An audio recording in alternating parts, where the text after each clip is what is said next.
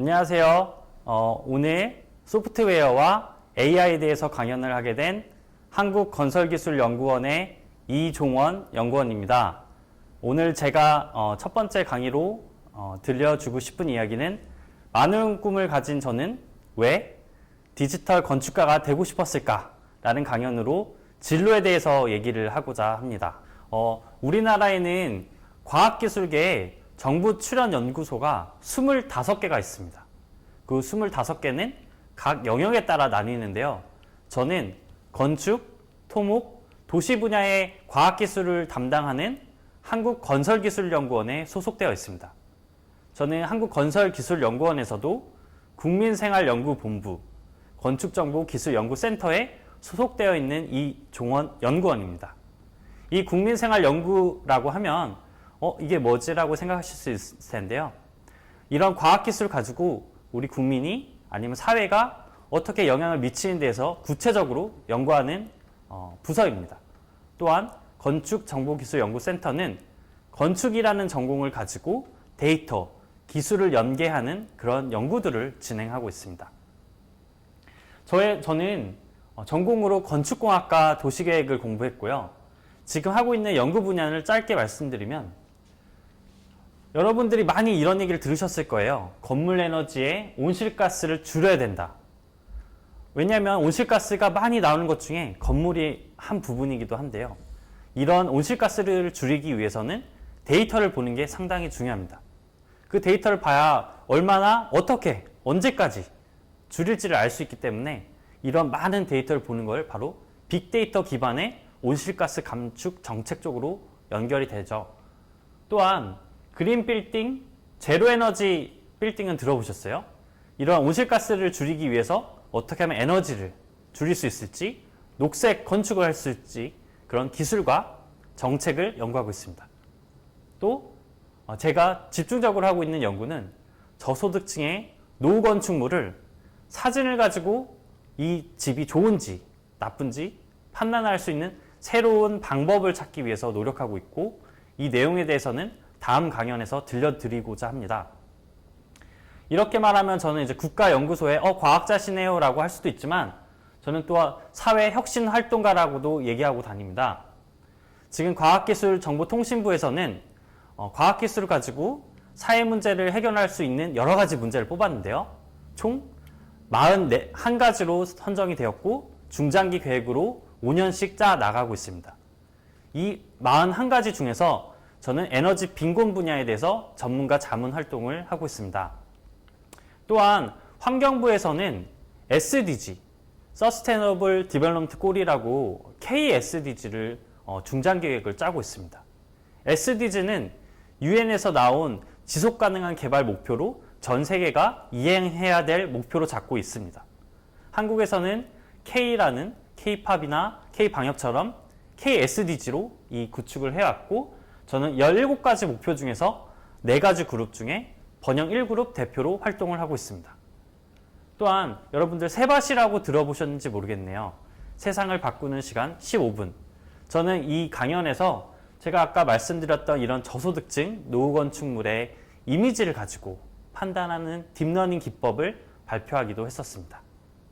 마지막으로는 서울시에서도 서울혁신 펠로우로 과학기술과 이런 인문사회가 어떻게 연합할지에 대해서 그룹별로 논의하는 자리를 가지고 있습니다.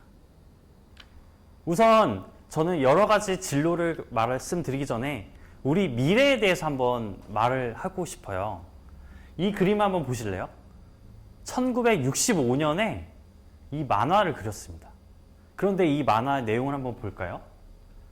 달나라에 가는 우주선 얘기, 그리고 전기자동차 얘기, 지금 우리가 어디서나 볼 수 있는 에스컬레이터 같은 움직이는 도로, 이것뿐만 아니라 많은 내용들이 이미 현실화되어 있습니다. 이 65년에 그린 상상한 이런 과학기술이 이제 현실이 된 거죠. 그리고 여러분 2015년에 또 이정문 화백이 그림을 그렸습니다. 2050년에 과학기술에 대해서 어떻게 발전된 미래가 나타날 수 있을까 하고 말이죠. 여기 보시면 동물과 의사소통하는 시대, 이제 펫 로봇이죠. 그리고 우주로 우주선을 타고 나가는 여행들, 그리고 캡슐 호텔에서 자는 여러 가지 상상들. 과연 이 상상들이 지금은 그거 언제 되겠어 라고 하겠지만 65년에 그렸던 미래가 지금 되었듯이 지금 그렸던 미래가 다시 올 수도 있습니다. 여러분들 제 강연뿐만 아니라 여러 강연들을 보면서 자신이 꿈꾸는 미래를 계속 그려 나갔으면 좋겠습니다. 그러면서 제 얘기를 먼저 들려드리고자 해요. 저는 고등학교 때 많은 고민을 해봤습니다. 물론 그때 수능도 공부해야 되고 모의고사도 해야 되고 학원도 가야 되고 모든 게 다 공부에 치이긴 했지만 저는 이런 고민을 해봤어요. 나는 무엇을 하며 살 것이지? 매일 수능을 가지고 수학 문제 풀며 살 건 아닌데, 그래서 전 벤자민 프랭클린 다이어리라는 그 날마다 시간마다 분마다 쪼개서 과연 어떻게 효율적으로 뭘 하면 살 수 있을지에 대해서 고민을 많이 했습니다. 그리고 그냥 언어 영역에서 읽으라는 책이 아니라 뭐 100만 장자의 성공 비법이라든지 아침 습관 7가지 이런 것들을 많이 읽으면서 과연 나는 어떻게 어떤 사람으로 살아가는 게 옳을까라고 하면서 고민을 많이 했습니다. 그래서 대학에 가서는 더 많은 활동을 하기 시작했는데요. 저는 건축공학을 전공했지만 언젠가는 나도 사회에 도움이 되는 사람이 되고 싶었어요. 그래서 제가 가게 된 곳은 인턴으로 코이카에서 일을 하게 되었습니다. 한국국제협력단이라고 불리는 이 공공기관에서는 우리나라의 봉사 단원들을 전 개발도상국에 보내서 봉사하는 일을 총괄하고 있습니다. 저는 이 코이카의 본관에서 건축 분야에서는 아마 처음으로 일을 하게 됐는데요. 그런 개발도상국에서 지어지는 화장실 그리고 작은 학교들을 어떻게 하면 더 잘 지을 수 있을지에 대해서 제 전공을 가지고 일을 할 수 있는 기회를 얻을 수 있었습니다. 또한 저는 화장실 문화시민연대라는 NGO에서도 일을 했었어요.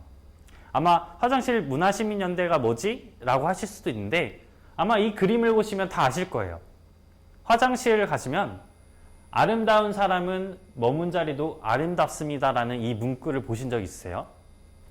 이 문구를 항상 홍보하는 시민단체인데요. 저는 이 시민단체에서 과연 내 가진 전공뿐만 아니라 어떠한 사람들과 어떠한 캠페인을 펼치면서 사회를 바꿀 수 있을지에 대해서 많이 배울 수 있는 기회를 얻기도 했습니다. 또 저는 이런 국내에서의 캠페인이나 사회공헌뿐만 아니라 전 세계에 대한 평화를 이루고 싶었어요. 누구나 가지고 있는 꿈이기도 하죠. 그래서 저는 UN 국제기구 산하기구에서 일을 하게 됐습니다. 한국의 송도에 설립된 GCF라는 곳인데요. 그린 클라이밋 펀드, 한국말로는 녹색 기후 기금이라고 하죠. 월드뱅크에서 하고 있었던 이런 기후변화 관련된 펀딩, 돈들을 어떻게 하면 사업을 할지에 대해서 새로 만들어진 기관입니다. 저는 이 기관 안에서 건축뿐만 아니라 기후변화에 있어서 이 전 세계에서 흐름이 어떻게 되고 그리고 내가 가진 분야를 가지고는 어떻게 어떤 사업에 어느 나라에 적용이 될지에 대해서 더 큰 비전을 가지게 됐습니다. 그러면서 또한 외교관이 되고 싶은 꿈도 꿨습니다. 왜냐하면 제 친구들이 전 세계에서 온 사우디아라비아, 미국, 영국, 아프리카 너무 많은 사람들에게 정말 다양성에 대해서 배우고 정말 그들이 가지고 있는 꿈을 배우면서 내 꿈이 얼마나 작았는지 그리고 더 커질 수 있다는 그런 꿈을 더 꿨거든요. 그리고 저는 한국에서는 한국에너지기술평가원에서 잠시 일을 했었습니다. 이런 한국에너지기술평가원은 우리나라의 산업통상자원부, 산업부라고 불리는 곳에서 에너지 관련된 R&D를 총괄하고 있습니다. 이제 에너지 R&D라고 하면 태양광이나 풍력발전소, 수소 연료전지 등등 관련돼서 어떻게 이 예산을 어느 분야에 얼마만큼 쓸지에 대해서 계획을 하는 곳이었습니다. 저는 특히 그 중에서도 이제 국제기구에서 일을 했기 때문에 이런 한국과 프랑스 아니면 다른 나라들과의 협력 관계들, 또한 이제 월드뱅크, IEA, 에너지 국제기구 같은 이런 협력 사항들에 대해서 계획을 짜거나 또 어떻게 나아갈지에 대해서 같이 고민하는 그런 일을 했었습니다. 그리고 저는 한국과학기술기획평가원이라는 곳에도 있었는데요. 그곳에서 아까 처음에 말씀드렸듯이 한국의 미래를 짜는 일을 했었습니다. 2050년 또한 2100년이 될 수 있듯이 과연 우리가 가지고 있는 과학기술이 어떻게 발전할지, 어떤 미래를 그릴지에 대해서 실제로 그리고 책을 내는 과정들, 또한 우리가 갖고 있는 이 R&D, 연구개발, 과학기술을 가지고 내년도에는, 내후년에는 어디에 투자를 하고 발전시킬 수 있을지에 대해서 여러 가지 계획들을 짜는 일을 담당했었습니다. 여러 가지 일을 봤으면 와, 이분 정말 되게 다양한 일을 했구나 라고 하실 거예요. 그리고 대체 하고 싶었던 일이 뭐지? 라고 하실 수도 있어요. 저는 이런 생각을 해봤어요. 제가 건축공학을 전공했고 여러 가지 일을 하면서 결국엔 하나로 연결이 되더라고요. 결국 저는 어떤 일을 하든지 간에 사회에 그런데 여러분, 이 건축은 제가 아무리 하고 싶어도 저 혼자만이 하는 게 아니에요. 건축가라고 하면 어떤 건물에 대해서 그 1층, 2층, 그리고 마당에 대해서 그림을 그리게 되죠. 이런 그림을 그리게 되면 뭔가 이 건물이 탄생할 것 같아 라고 할 수 있지만 사실 많은 도움이 필요합니다. 제가 그린 이 설계 도면을 가지고 누군가는 벽돌을 날라주셔야 되고 그 누군가는 벽돌을 쌓아주셔야 됩니다. 또한 그 벽돌 사이에 창문과 문을 쌓으면서 이 집이 비로소 완성되는 거죠.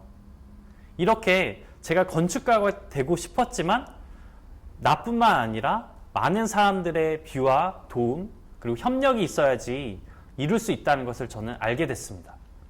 그리고 저는 이 한국건설기술연구원의 건축정보기술연구센터에서 건축과 디지털을 연결하는 디지털 건축가를 꿈꾸고 있습니다. 디지털 건축가 역시 마찬가지예요. 제가 디지털로 데이터에 대한 구조와 체계를 그릴 수 있지만 사실 그 그림 구조를 가지고 언어를 할 수 있는 프로그래머들 그리고 이런 데이터를 수집하는 또 다른 협업체들 이런 모아진 데이터들을 가지고 시각화할 수 있는 이런 모든 사람들이 협업을 해야지 저 역시 디지털 건축가로서의 역할을 할 수 있는 거라고 생각을 해요. 여러분들 제가 지금까지 많은 꿈을 말씀드렸죠. 여러분들도 많은 꿈을 가지고 계실 거예요. 근데 저는 이런 질문을 같이 한번 고민해 봤으면 좋겠어요. 나는 어떤 사람이 되고 싶을까? 어린 왕자에 있는 구절을 한번 들려드릴게요. 사막은 아름다워. 사막이 아름다운 건 어디엔가 우물이 숨어있기 때문이야. 눈으로는 찾을 수 없어. 마음으로 찾아야 해. 여러분들은 이 문구를 어떻게 받아들이셨어요? 저는 여러분들이 어떠한 직업을 가지든 어떠한 직종에 어떠한 기업에 가든 상관이 없다고 생각을 해요. 결국에는 여러분들 마음속에 있는 그 우물, 그것을 항상 기억하고 간직했으면 좋겠어요. 이번 교육기부 박람회에서 여러 가지 진로 강연과 교육 프로그램들이 있을 거예요. 이러한 프로그램들을 듣고 여러분들의 꿈을 꼭 키워나가셨으면 좋겠어요. 그 안에서 무엇이 되고 싶은지 그 꿈도 꼭 간직하셨으면 좋겠어요. 그 꿈을 저는 응원드립니다. 감사합니다.